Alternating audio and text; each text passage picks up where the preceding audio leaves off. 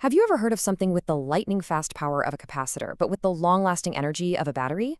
Well, that's what we're digging into today, a new kind of energy storage device that could pretty much change everything.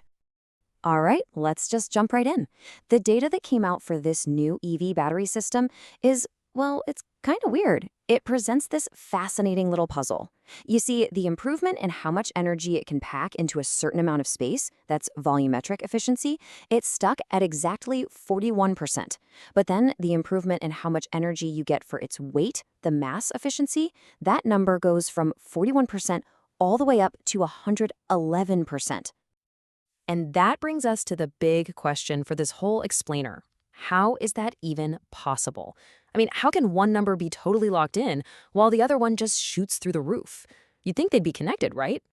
Okay, so to crack this puzzle, we've got to unpack the numbers. The whole secret is understanding that there are two totally different ways engineers measure performance. One is all about how much energy you can cram into a given space, and the other is about how much energy you get for a given weight. And this is where we get to the tale of two densities.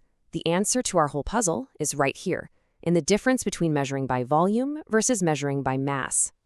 So first up, we have volumetric density. That's measured in watt-hours per liter. Honestly, the best way to think about it is just packing efficiency. You know, how much stuff can you possibly cram into a suitcase of a very specific size? That's what this is. Now, for this electric vehicle system we're looking at, the engineers had one rule they absolutely could not break. The system has to store 50,000 watt-hours of energy. That's 50 kilowatt-hours. That number is set in stone. And here it is. This is the most important piece of the puzzle from the source documents. All of that energy has to fit inside a box that's exactly 500 liters. That space is also totally fixed. It can't get bigger, it can't get smaller. So you see what's happening here, right? The math is completely locked in. You have a fixed amount of energy that has to go into a fixed amount of space. 50,000 divided by 500, well, that always equals 100 watt-hours per liter. And that's it. That explains why the improvement is a fixed 41%. The performance can't change because the box itself can't change. But now, let's look at the other side of this. We have mass density, measured in watt-hours per kilogram. This has nothing to do with how big the box is. It's all about how heavy it is. It's basically how much punch you get per pound. And this is where things get really cool, because this solves the other half of our mystery. Unlike the volume, the final weight of this system isn't fixed. It all depends on how well these new lightweight materials perform. We're talking electrodes made from this special carbon-rich stuff. So in a conservative, kind of safe scenario, the whole system weighs 150 kilograms. That gives us that baseline 41% improvement. But in a more aggressive, best-case scenario, it only weighs 100 kilograms. The energy inside is still the same, but the system got lighter, and boom, suddenly that improvement shoots all the way up to 111%. So, puzzle solved. But it turns out, the answer reveals something way more important. That big EV battery box? That was just one example. The real innovation here isn't the box at all. It's the tiny, powerful building block that goes inside it.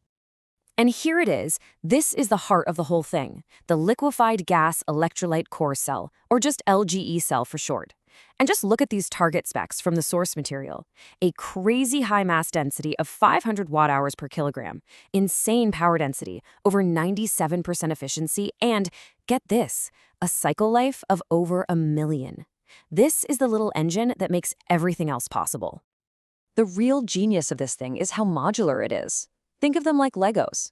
You need more runtime for your device? You just connect these little cells side by side, in parallel.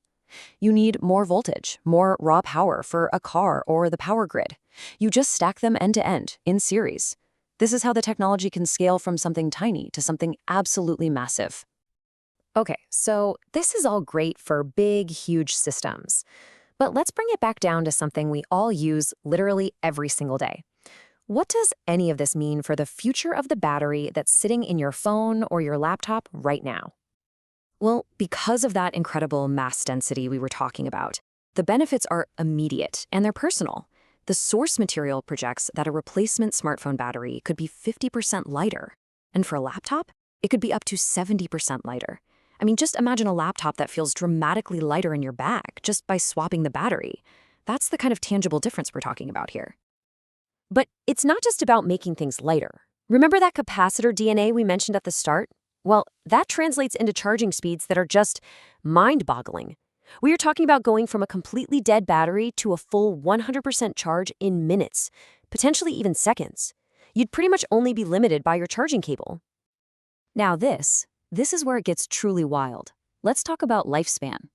A really good lithium-ion battery today might give you, 1,500 charge cycles before it really starts to die? The LG Core Cell, the target is over 1 million cycles. No, that is not a typo. 1 million. Honestly, the source document says it perfectly. The LGE replacement battery would likely outlast the lifespan of this cell phone or laptop itself. Just let that sink in for a second. The battery would no longer be a part you have to worry about replacing. It would just be a permanent part of the device. So let's zoom back out one last time just to really appreciate the massive potential packed into this tiny, powerful piece of tech. We are truly talking about a design that scales all the way from milliliters up to megawatts. And because of that amazing scalability we saw earlier, the applications could literally be everywhere, starting with the personal electronics in our pockets, scaling right up to the electric cars on our roads, then into our homes for battery storage, and all the way up to huge grid-scale power plants. And that really brings us to a final, really important question that goes way beyond the technology itself. This is really about shifting away from a world of disposable products. So I'll leave you with this to think about. If our batteries suddenly lasted for decades, what else should we be building to last?